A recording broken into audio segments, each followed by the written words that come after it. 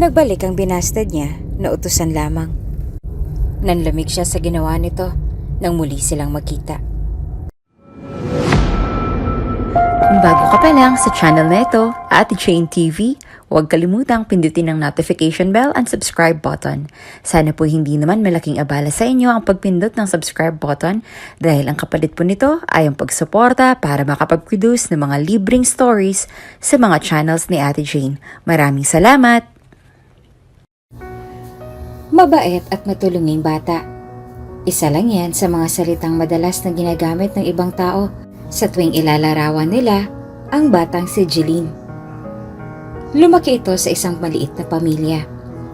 Bagamat hindi ganoon mayaman at kahit na minsan na rin silang nagigipit sa pera, nagagawa niya pa rin tumulong sa mga taong alam niyang walang-wala sa buhay.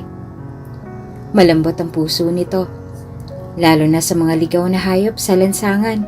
Sa tuwing makakakita siya ng inaabandonang pusa o kaya naman ay aso, hindi siya nagdadalawang isip pa na bigyan ito ng makakain.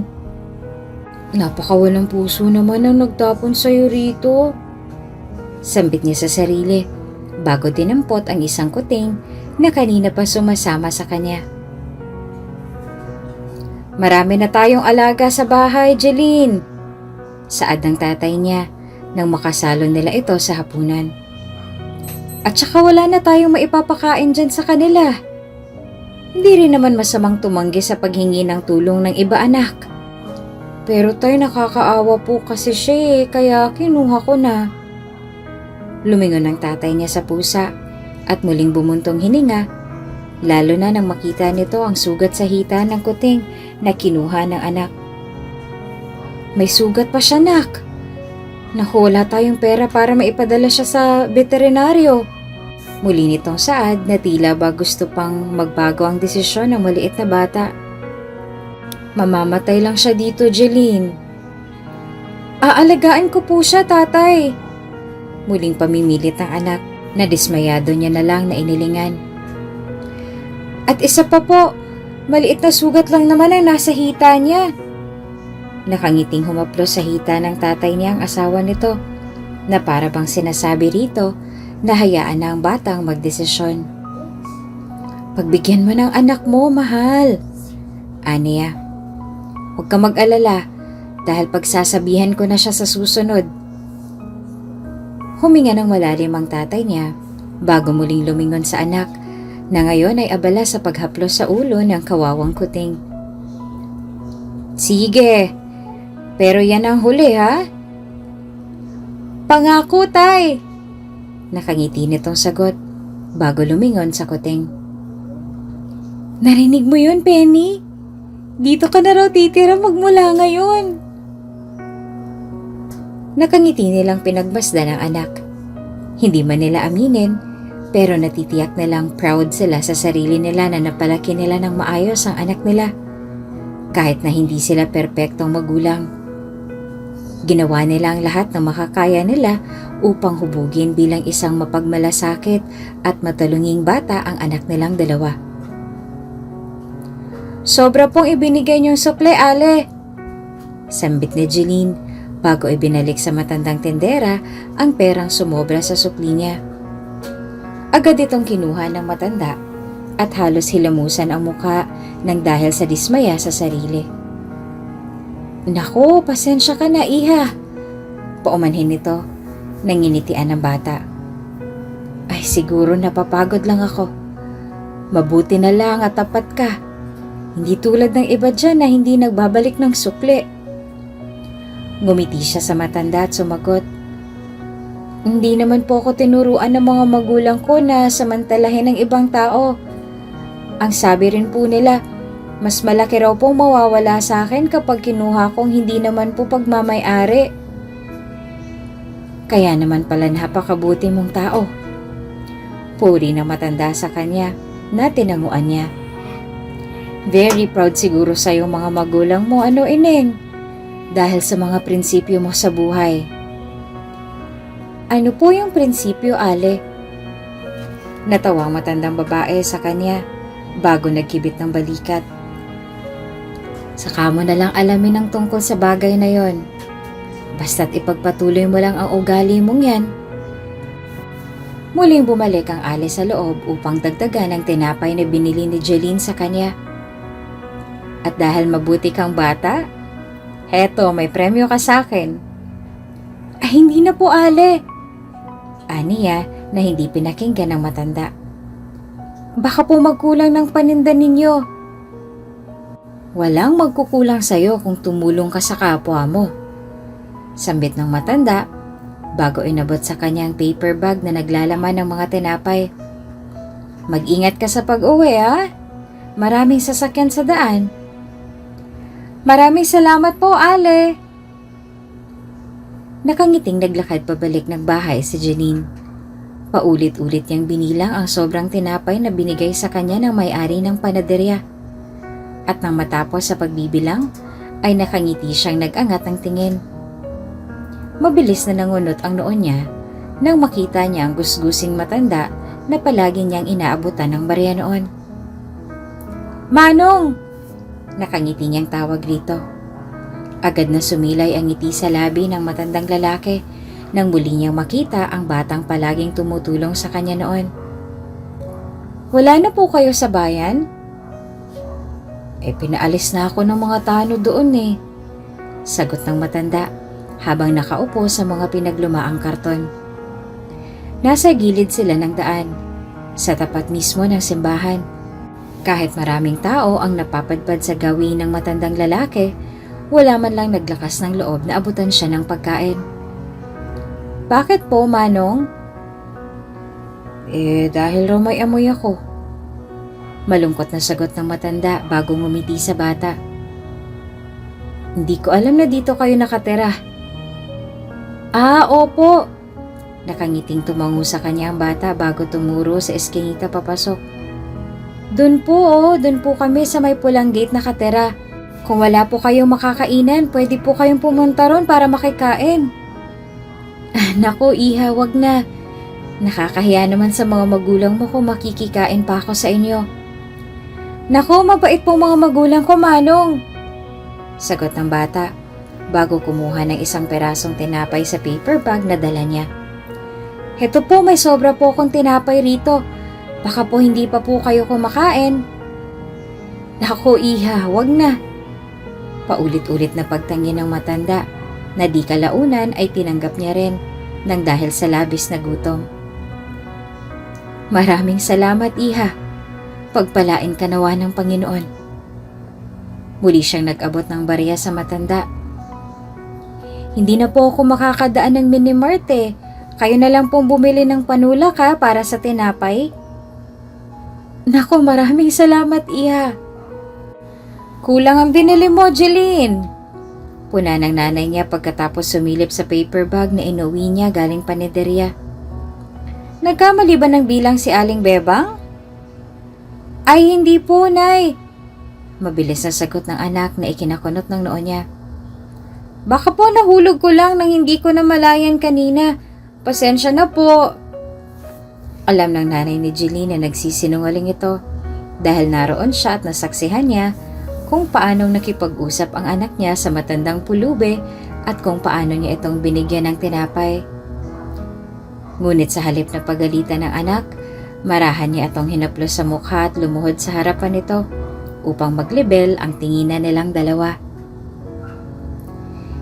Hindi masamang tumulong, anak, at alam mo yon, 'di ba? Tanong niya na marahan itong tinanguan. Ngunit hindi rin naman masamang magsabi ng wala o hindi sa mga taong nanghihingi ng tulong sa iyo, Jeline. Pero, Nay, umiling sa kanya ang nanay niya na bahagya niyang ikinanguso. Please, anak, makinig ka muna sa akin ngayon. Sinasabi ko to para rin sa ikabubuti mo, Jeline.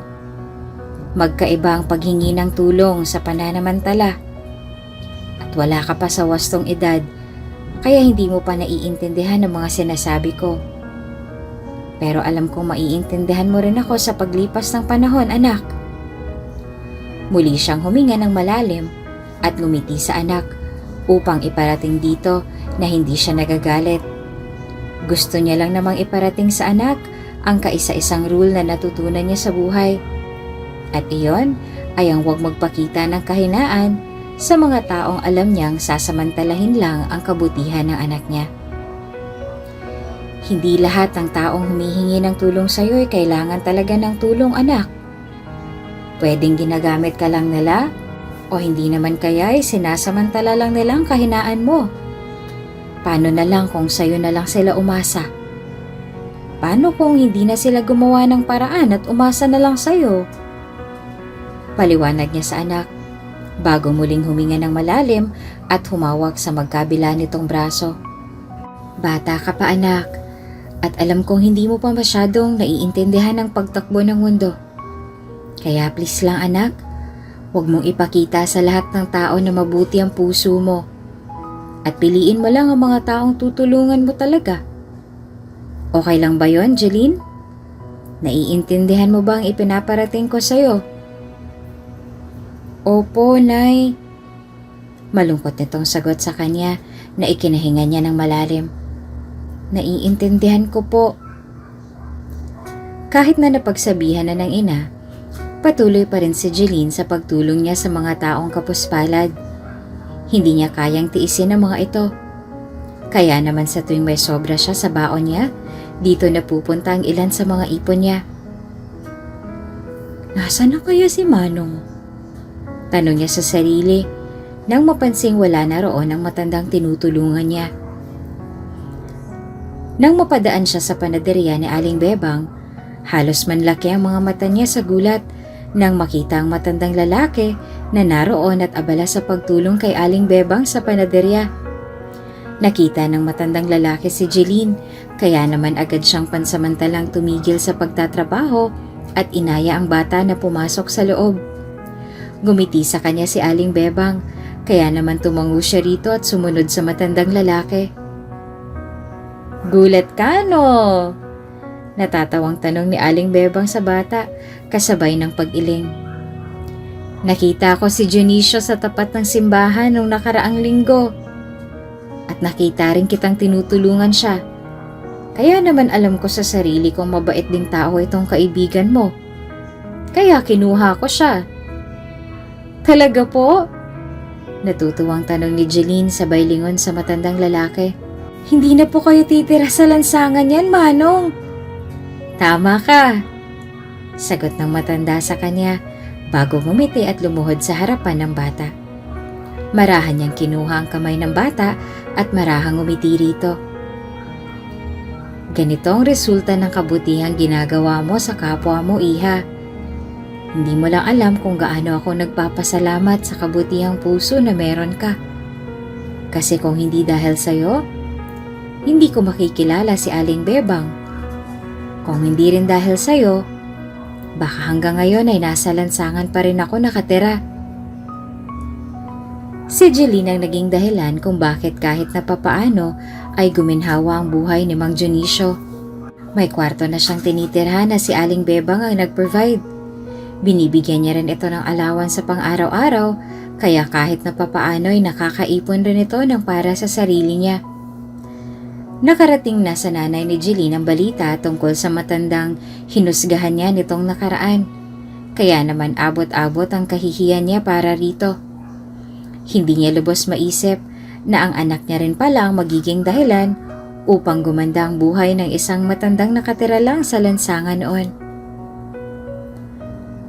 Pasensya na, anak, kung yan lang ang kinaya ng budget ko para sa hapunan. Paumanhin ni Leticia bago niya inilapag sa mesa ang platito na naglalaman ng 3 perasong tuyong inihaw niya. Walang kinita si nanay kanina kaya ganyan lang ang maihahapag ko. Sobra pa po ito sa sobra, Nay. Sagot ni Brian na ikinangiti ng ina. Tara po, sumalo na po kayo. Sabay-sabay po tayong kumain ng hapunan. Nako, hindi na, anak. Para sa inyo na lang yan ng mga kapatid mo. Aniya, bago ngumiti sa panganay niyang anak. Busog pa naman ang nanay. Alam niyang magmula kagabi ay wala pa itong kain. Kaya naman hindi niya napigilang makaramdam ng lungkot para sa ina. Hindi tulad ni Jeline, Lumaki sa isang mahirap na pamilya si Brian. Siya ang panganay sa magkakapatid. Medyo bata pa ang mga kapatid niya, kaya naman alam niyang nahihirapan din ang nanay niya sa pag-aalaga sa mga ito. Lalo na't naggagatas pa yung isa. Madalas silang hindi kumain, tulad na lamang ngayon. Pakiramdam ni Leticia ay limitado lang ang pagkain nila at alam niyang hindi sasapat sa kanilang 4 ang 3 piraso ng tuyo at 1 mangkok na kanin. Ayaw niya namang hatiin pang magkakapatid sa hapunan.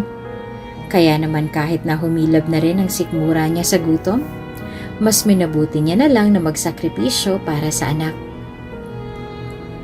"Kahapon pa po kayo hindi kumakain, Nay," sagot ni Brian bago tumayo at naglakad patungo sa gilid. "Saan ka pupunta, anak?" Kinuha niya ang isang supot ng lugaw na nanggaling sa feeding program kanina sa paaralan. Hindi niya ito kinain sa school dahil alam niya ang mangyayari ngayong gabi. Binalot niya ito ng plastic at dinala niya roon upang iuwi at gawing hapunan nilang pamilya niya.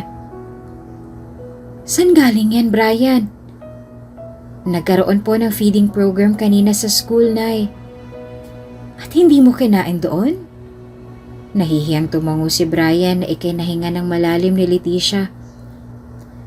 "Gusto ko pong magsalo-salo tayo ngayon sa hapunan, Nay. Alam ko pong kahapon pa po kayo hindi kumakain. Nagsisinungaling lang po kayo sa amin." Naluluhang hinila ni Leticia si Brian at binigyan ng isang mahigpit na yakap na ginantihan din naman ito. "Pasensya na kung hindi ko kayo mabigyan ng magandang buhay, ha. Pangako makakaahon rin tayo sa buhay. Hindi man ngayon pero balang araw. Pangako yan, Brian." Madalas silang hindi kumain ng hapunan dahil hindi sapat ang mga bariyang nauuwi ni Leticia mula sa pangangalakal at panlilimos sa lansangan. Wala itong pinag-aralan, kaya naman pahirapan pa sa kanya ang maghanap ng trabaho, lalo na't hindi siya marunong magbasa. Sa ilalim lang din ito ng tulay nakatira at kahit na iligal ang paninirahan nila sa lugar na yon, ay wala siyang choice kung hindi ang tiisin ang lahat. Simula nang mahiwalay sa asawa, dito na sila nagpasyang tumakas at napadpad naman sa bayang ito. Madalas ding magkasakit ang mga anak niya nang dahil sa nakakasulasok na amoy ng imburnal sa gilid ng bahay nila. Ngunit wala silang magawa kung hindi ang tiisin ito. Wala rin naman silang mapagpipilian, kaya naman kahit nalabag sa loob nila, nagtiis na lamang sila sa paninirahan dito. "Nay, wala na pong asukal," sambit ni Brian habang sinisimot ang mga butil ng asukal sa garapon. "Wala na pong gagatasin si Britney." Nagmamadaling lumapit si Leticia sa kusina at agad na nakaramdam ng panlulumo nang makita niyang tinutukoy ni Brian. "Patidiin mo na lang muna ng tubig," sagot niya bago kinuha ang bunso niyang anak mula sa kamay ni Brian. "Pasensya na, anak. Wala pang pera si nanay. Bukas ka na lang ulit mag-asukal." Dahil nga sa hikahaw sa buhay, walang ibang ginagatas ang bunso niyang anak kung hindi ang tinunaw na pulang asukal sa bote. Alam niyang hindi ito ligtas para sa anak niya. Ngunit wala naman siyang ibang maisip na paraan dahil wala rin naman siyang perang pambili ng gatas. Agad na pumatak ang luha sa gilid ng mata ni Leticia na itinago niya kay Brian. Ngunit nakita ito ng bata at halos madurog ang puso ni Brian nang dahil sa nasaksihan, kaya naman nagdesisyon siyang gumawa na lang ng paraan. "Kahit barya lang po, ma'am," saad niya habang nakalahad ang kamay. Pagkatapos ng klase niya kanina, nagdesisyon siyang dumiretso sa plaza upang doon mamalimos. May 1 oras na rin siyang nakatayo sa poste ng ilaw, ngunit hanggang ngayon ay 10 piso pa lang ang nalilimos niya sa mga taong dumaraan doon. May ilang nagbibigay sa kanya. Ngunit bago pa man siya nito bigyan ng 2 piso, ay kabi-kabila ng pangaral na nakukuha niya. "Nako, ang mga katulad mong bata, hindi dapat nananatili sa mga lugar na katulad nito. Saad ng matanda na kausap niya kanina bago ito nag-abot ng piso. Maraming salamat po. Sagot niya na lang para matapos ang usapan. Malapit nang dumilim nang makauwi siya sa bahay nila. Nakapamewang siyang hinintay ng nanay niya sa labas ng bahay. May pag-aalala ang mababaka sa mukha nito, ngunit agad din itong naglaho nang maaninag niya si Brian na naglalakad pa uwi. Saan ka nang galing? Galit nitong sambit na ikinahinga ng malalim ni Brian. Papatayin mo ako sa pag-aalala, Brian. Alam mo naman kung gaano kadelikado ang lansangan ngayon, 'di ba? Paano na lang kung may dumukot sa'yo? Nag-iisip ka ba? Sa halip na pakinggan ang mga sermon nito, kinuha niya mula sa bag ang asukal na binili niya para sa kapatid.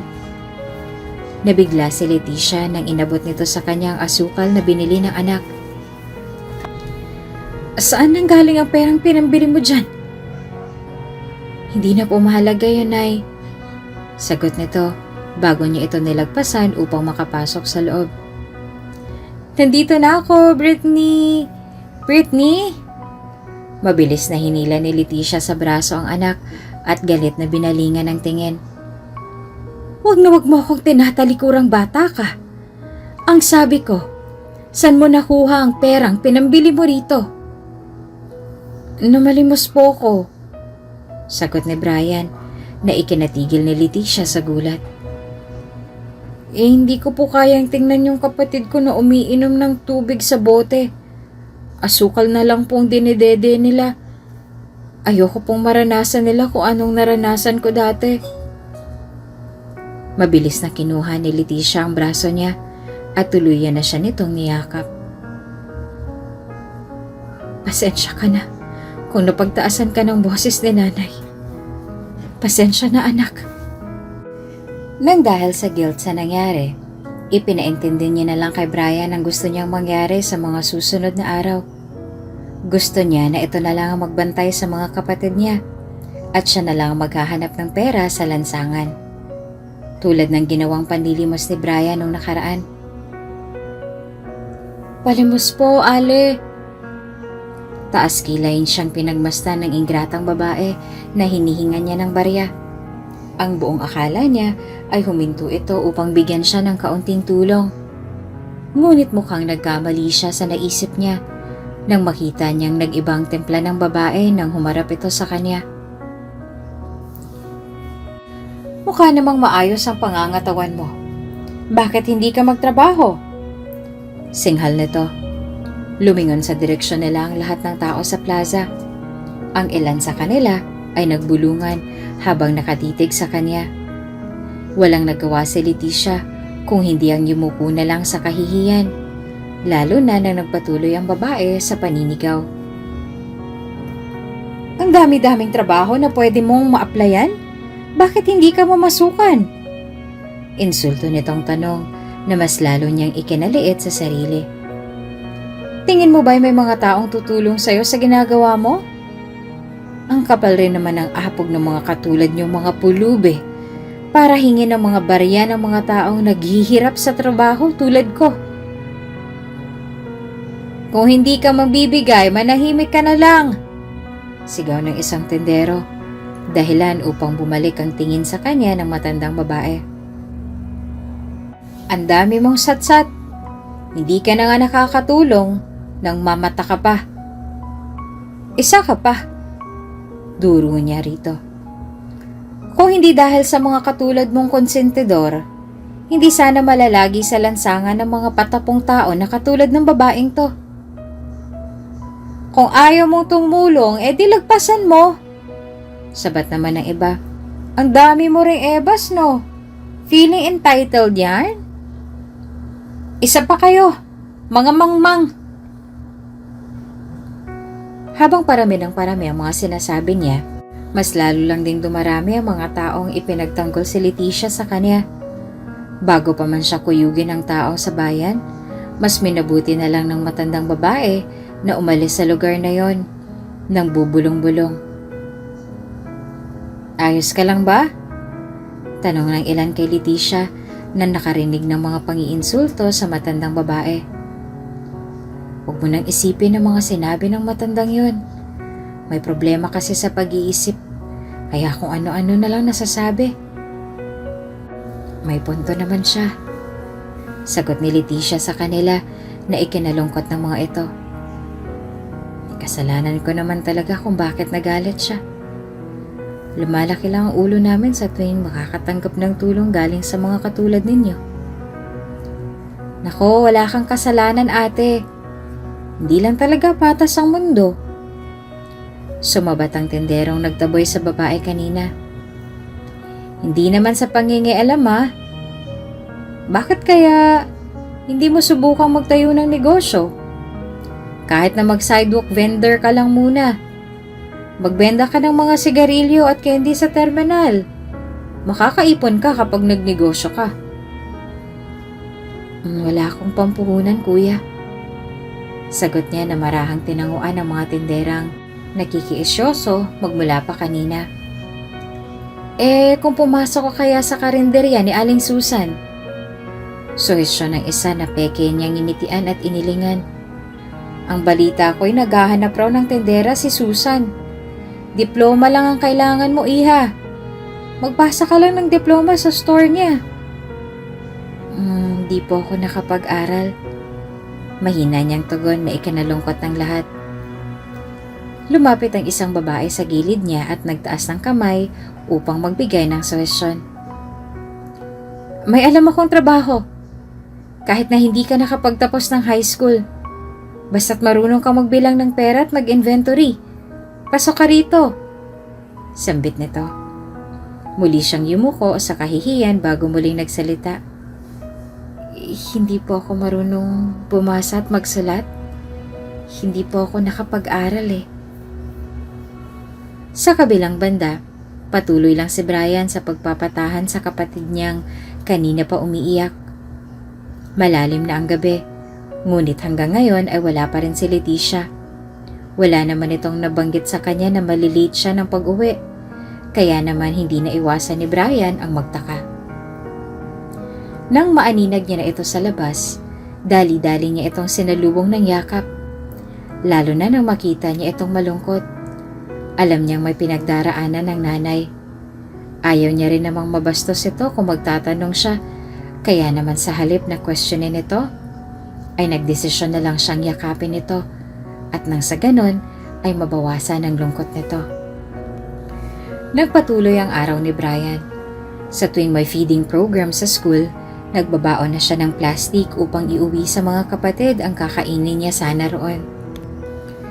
Napansin ng mga kaklase niya ang ginagawa niya, kaya naman agad na nakarating sa pamunuan ng school ang tungkol sa ginagawa niya.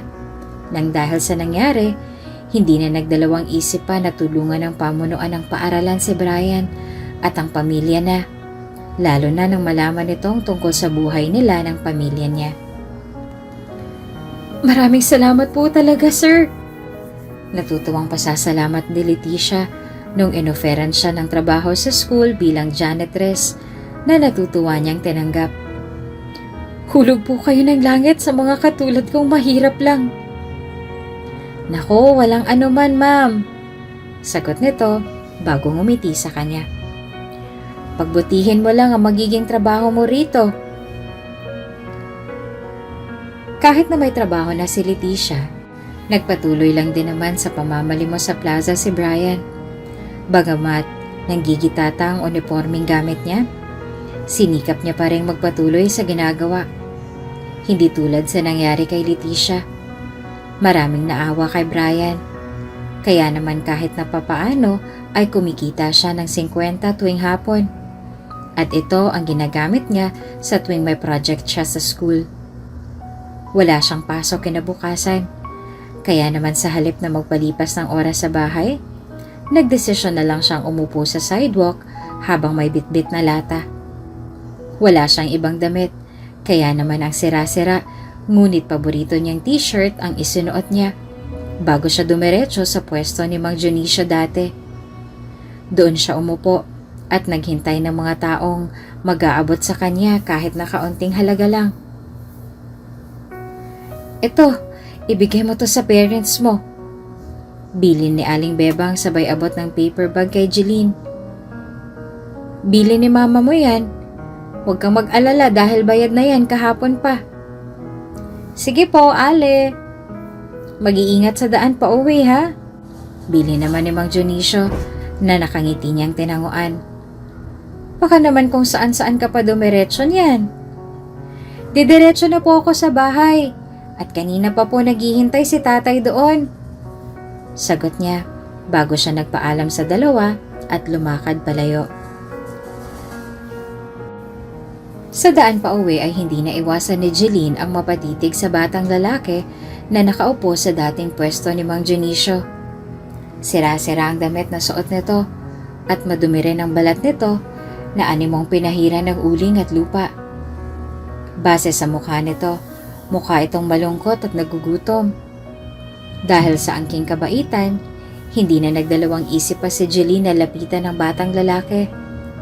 Agad na nag-angat ito ng tingin nang inabutan niya ito ng isang perasong tinapay. Para sa'yo. Kahit na nagtataka, agad iyong kinuha ni Brian sa kamay ng batang babae at kinagatan. Agad na sumilay ang ngiti sa labi ni Jeline nang makita niyang ginawa ni Brian. Ang buong akala niya ay tatanggihan ito ng batang lalaki. Ngunit mukhang nagkamali siya sa inakala nito. Kaya agad na nangunot ang noon ni Brian nang umupo sa sementadong daan ang batang babae katabi niya. Walang mababakas na pandidiri sa mukha nito. Kaya naman hindi na iwasan ni Brian ang magtaka. Anong ginagawa mo dito? Tanong niya sa batang babae. Marahan itong natawa sa tanong niya bago sumandal sa pader na nasa likuran nilang dalawa. Gusto ko lang maranasan kung ano nga bang pakiramdam ng nasa sitwasyon mo. Sagot nito na mas lalo niyang ikinakunot ng noo. Aminin niya man o sa hindi, ngayon lang siya nakarinig ng ganoong kababaw na rason. Baka sa mukha ng batang babae ang tuwa. Habang wala namang nagawa si Brian kung hindi ang mapatanong sa sarili kung bakit iyon ang nasabi ng babaeng katabi niya. Ginawa mo bang katatawanan ng sitwasyon ng mga katulad kong pulubi sa lansangan? Agad na nangunot ang noo ni Jeline bago lumingon sa kanya. Hindi ganun na. Sagot nito na hindi na sinagot ni Brian. Buong buhay ko kasi, palagi na lang akong tumutulong sa mga katulad mo. Kaya gusto ko lang din maramdaman kung ano bang pakiramdam na malagay sa sitwasyon mo. Mahirap. At alam kong hindi mo kakayanin. Sagot ni Brian bago sumandal sa pader. Kung ako sa'yo, pangarapin mo ng lahat, huwag lang to. Tumango na lang si Jeline sa sinabi niya bago siya muling lumingon dito at naglahad ng kamay upang makipagkilala. Ako nga pala si Jeline. Anong pangalan mo? Brian. Sagot nito bago itinaboy ang kamay ng batang babae palayo sa kanya. Hindi ko natatanggapin ang pakikipagkamay mo. Marumi kasi ang palad ko. Naku, wala namang problema sa akin yun, Brian. Sagot nito bago sapilitang kinuha ang kamay ni Brian at nakipagkamay dito na ikinagulat niya. Nice meeting you, Brian. Kahit na hindi naging maganda ang simula nilang dalawa, hindi rin ito nagtagal dahil sa pagiging kwela ni Jeline. Napag-alaman din nilang dalawa na pareho lang sila ng school na pinapasukan sa elementary, kaya naman maging sa break time ay magkasama silang dalawa.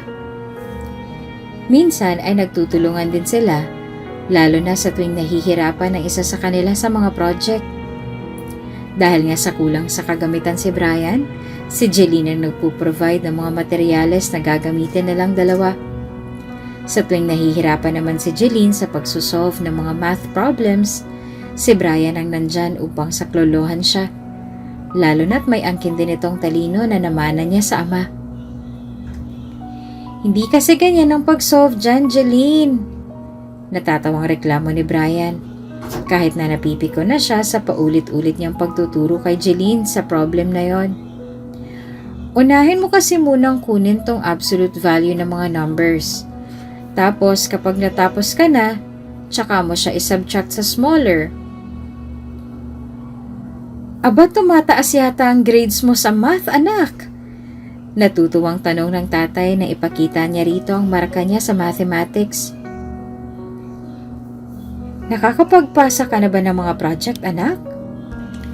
Tanong naman ni Leticia kay Brian na animong nagmamadali pa sa paglalakad patungo sa mesa kung nasaan ang anak. Pasensya na, ngayon ko lang kasi nakuha ang sweldo ko. Nakapagpasa ka na ba? Ay opo, Inay. Okay na pong project ko. Saan ka naman kumuha ng pera, anak? May kaibigan po akong tumutulong sa akin. Magkasabay na sagot ng dalawang bata sa magkaibang pagkakataon. Nagpatuloy lang ang pagkakaibigan ng dalawa na naputo lang nang magdesisyon ng mga magulang ni Jeline na bumalik ng probinsya at doon na manirahan. Kahit nalabag sa loob niya ay bumalik doon, wala rin naman siyang magawa dahil desisyon ito ng mga magulang niya. Ngunit bago pa man sila lumuwas pabalik ng probinsya, ay dali-dali niyang pinuntahan sa bahay si Brian. Sa bahay nila sa ilalim ng tulay upang magpaalam. Babalik na kami sa probinsya ng mga magulang ko. Saad nito na bahagyang ikinalungkot ni Brian bago tumango. Mukhang hindi na tayo magkikita pa. Mukha nga. Tango nito sa kanya bago siya lumapit sa kaibigan at niyakap ito. Mamimiss kita, Jeline. Mamimiss din kita, Brian. Umalis si Brian sa pagkakayakap sa batang babae bago itong ngumiti. Pag naging maayos na ang buhay ko at alam ko sa sarili kong may maipagmamalaki na ako sa'yo, babalikan kita, Jeline. Tumango ang batang babae sa kanya bago ngumiti. Aasahan ko yan, Brian. Kahit na naging mahirap para kay Brian na magpatuloy, nagpatuloy pa rin siya sa pag-aaral. Sinikap niyang makakuha ng matataas na grado upang makakuha ng scholarship sa school na pinapasukan niya, hanggang sa nakapag-aral na siya ng kolehiyo. Para lamang maigapang ang tuition niya, sinubukan niya mag-extra sa maraming trabaho. Ultimong pagko-construction ay pinasok niya, hanggang sa tuluyan na siyang nakapagtapos ng kolehiyo. Nang dahil sa sipag na ipinamalas niya, agad na nagbunga ang lahat. Sa tuwing nakakakita siya ng tinapay, naaalala niya ang tungkol kay Jeline. Kahit na ilang taon na rin ang lumipas simula nang huli silang magkita, hindi niya rin maipagkakaila na hanggang ngayon ay buhay na buhay sa alaala niya ang itsura nito. Mula sa maamo nitong mukha hanggang sa mabait nitong katauhan. Sa uladong-saulado niya maging ang ugali nito. Ay, wala na akong ibang hihilingin pa kung hindi ang mag-cross muli ang landas nating dalawa, Jeline. Aniya sa sarili bago inihulog ang barya sa wishing well. Nang dahil sa sipag at pagpupursige, nakapagpatayo si Brian ng malaking pastry shop sa buong bayan. Marami ang nagulantang nang malaman ng lahat na tuluyang umusbong ng umusbong ang maliit niyang negosyo noon. Maging si Aling Bebang at Mang Dionisio na tumulong sa kanya noon ay nagulat din sa paglago ng maliit nitong pastry shop. Hanggang sa naging reseller na rin sila ng mga tinapay na ibinibenta ng negosyo ni Brian. Abay, milyonaryo ka na, Brian! Puri ni Aling Bebang na ikinatawa nila.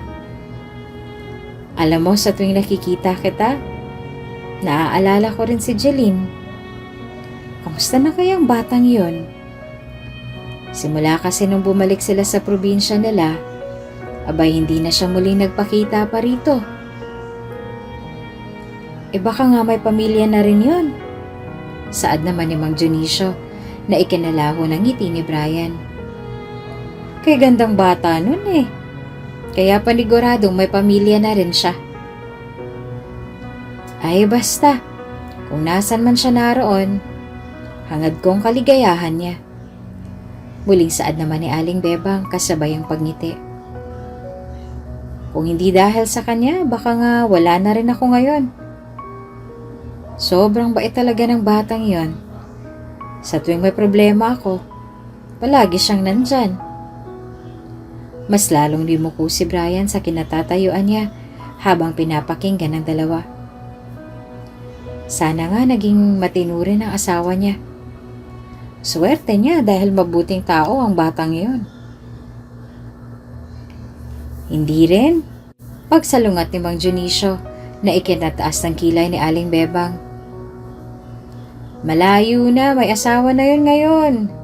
Tingnan mo si Brian. Agad na nangunot ang noo ni Brian bago siya hilaw ng ngumisi kay Mang Dionisio. Kay kisig na bata, pero hanggang ngayon ay torpe pa rin sa babae. Hindi kailanman nagkaroon ng nobya. Malay mo mag-cross ang landas na lang dalawa. Tapos magkita sila na hindi sinasadya. Kakanood mo ng K-drama yan, Dionisio. Tumigil ka nga. Reklamo ni Aling Bebang na tinawanan niya. May asawa man siya o hindi, alam kong hindi na siya kailanman babalik dito. Alam mo ba yung balitang kumalat tungkol sa pamilya nila noon? Oo, anong meron doon? Nako, totoo raw ang balitang yon. Dagdag ni Aling Bebang na ikinakunot ng noo ni Brian. Kaya panigurado akong may trauma ng batang yon kung babalik man siya dito sa bayan natin. Bakit po? Tanong ni Brian na ngayon na lang ulit yata nagsalita. Ano po bang balitang yon? Nagdalawang isip pa muna si Aling Bebang kung ibabahagi niya ba kay Brian ang tungkol doon. Ngunit hindi rin nagtagal ay inamin niya sa binata ang tungkol sa pamilya ni Jeline. Lalong-lalo na sa nanay nitong gumawa ng iskandalo tungkol doon sa isang pulubi sa plaza dati. Ako nga pala si Jeline, mga bata. At ako ang magiging advisor niyo para sa taong ito. Pakilala ni Jeline sa bayuko sa mga bata. Ngumiti siya sa mga ito bago muling nagsalita. Handa na ba kayo para sa mga activities natin ngayong araw? Nang matapos si Jeline sa pag-aaral ng kolehiyo, hindi na siya nagdalawang isip pa na mag-apply sa school na pinasukan nilang dalawa noon ang kaibigan niya. Sa katunayan nga, ay mag-iisang buwan pa lang siya rito sa school. At dahil nga sa pagiging abala sa trabaho, hindi na siya nagkaroon pa ng pagkakataong dumaan sa panaderya ni Aling Bebang. Ang sabi nila ay iba na raw ay nagmamay-ari ng establishment na yon. Sagot ni Andra sa tanong niya tungkol sa panaderya ni Aling Bebang. Bakit? May problema ba? Nakaramdam ng lungkot si Jeline nang dahil sa nalaman. Ngunit ginawa niyang lahat upang itago ang lungkot niya nang dahil sa nangyari. Nang minsang dumaan siya sa establishment na tinutukoy ni Andra, agad na nanlaki ang mga mata niya nang makita niyang naroon pa lang dalawa. Nako, namiss ka namin, iha! Lumawak ang ngiti niya, lalo na nang sinugod siya ng dalawang matanda ng yakap na hindi niya inaasahan. Ilang taon na rin ang lumipas simula nung umalis siya, kaya naman hindi na rin siya nagtaka kung bakit mas lalo lamang nagkaedad ang dalawa. Nalaman niya sa dalawa na nagbago na raw ang pangalan ng business ng dalawa. Ngunit mas lalo lamang siyang nagulat nang isinawalat ng mga ito sa kanya kung sino na ang nagmamay-ari ng business na nire-resell nila. Si Brian? Oo, anak. Sagot ni Aling Bebang na mas lalo niyang ikinatigil sa gulat. Nandito siya kahapon at madalas din siyang magpunta rito sa tuwing may delivery. Baka nga magkita rin kayo sa pinapasukan mo dahil madalas din siyang manatili roon. Hindi maipagkakaila ni Jeline na nagulat siya sa nalaman. Sinubukan niyang magtungo sa ilalim ng tulay kung saan nakatira ang kaibigan niya noon. Ngunit hindi na rin siya nagulat nang wala na ang bahay ng mga ito roon. Sino ba naman ang mananatili sa lugar na iyon kung naging milyonaryo ka na. Patuloy lang na nakakatanggap ng mga tinapay para sa feeding program ang mga bata sa eskwelahang pinapasukan ni Jeline. At hindi niya maipagkakailang nangingiti-ngiti rin siya sa tuwing maaalala kung paano silang nagkita at nagkakilala ni Brian noong una. Una niya itong nakita sa feeding program, tulad ng nangyayari ngayon sa school nila. Nang makita niyang inihain ng mga co-teachers niya mga bagong dating na tinapay, hindi niya rin napigilang maalala ang una nilang pag-uusap ni Brian noon. Wala siyang ideya kung sinong sponsor ng tinapay. Saad ni Beverly nang ito naman ang nakausap niya. Pero ang sabi nila ay hinahanap na raw ngayon. Iimbitahan nga na maging inspirational speaker para bukas. Tumango siya sa paliwanag nito bago muling pinagbasta ng mga batang kumakain ng tinapay at lugaw na inihanda ng paaralan para sa mga ito. Hindi pamilyar sa mga mata ni Jeline ang lalaking umakyat sa stage at nagpakilalang major sponsor ng weekly feeding program ng school na yon. Ang buong akala niya ay ang kaibigan niya ang aakyat sa stage. Ngunit mukhang nagkamali siya sa inakala niya. Nagpatuloy lang si Brian sa pagkukwento tungkol sa mga karanasan niya sa buhay. Hindi niya rin nakalimutang umpisahan ang speech niya mula sa pagtira niya at ng pamilya niya sa ilalim ng tulay. Sa panlilimos ng nanay niya sa lansangan para lamang may maipambili ng pagkain kinahapunan. Sa pananaboy ng ilang bata sa kanya nung mga panahong namamalimos siya. Hanggang sa napuntang pagbabalik tanaw niya sa kaisa-isang babaeng nag-inspire sa kanyang magpatuloy lang sa buhay noon. Agad na natikom ni Jeline ang bibig niya habang pinapakinggan ang mga sinasabi ng lalaking iyon. Tila ba hindi rin niya maipagkakailang tumutugma ang kwento nito sa pagkakaibigan nilang dalawa ni Brian. At nang magpakilala ang lalaking iyon bilang Brian at binanggit niya ang pangalan ni Jeline sa stage, hindi na siya nagdalawang isip pa na pumunta roon. "Jeline, saan ka pupunta?" tanong ni Rebecca. Hindi niya ito pinansin at bagkos ay nagdesisyon na lang siyang umakyat sa stage na nakakuha sa atensyon ni Brian. Natigil ito sa pagsasalita, lalo na nang nag-cross ang mata nilang dalawa. "Jeline?" Wala sa sariling bulong ni Brian na narinig niya. Nanubig ang mga mata ni Jeline sa halo-halong emosyon bago ito nagpigil ng ngiti at paulit-ulit na tumango sa kanya. Nasaksihan ng lahat ang tagpong iyon na mas lalo lamang nagpahiyaw sa lahat nang tumakbo si Jeline patungo kay Brian upang bigyan ito ng isang mahigpit na yakap na ginantihan naman ng binata. "Oo, ako to, si Jeline." Mahinang sambit ni Jeline bago siya humikbi at naiyak sa balikat ni Brian.